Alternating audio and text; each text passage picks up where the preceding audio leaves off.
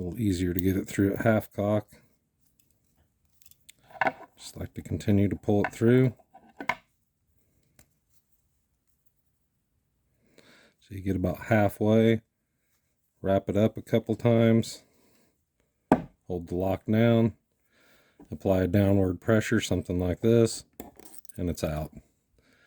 And just for those naysayers, we can put it back in just about as quick this way. No special tools or pliers needed. Just a little common sense ingenuity. And there you go. It's back in. It's back out. Have a good day, folks.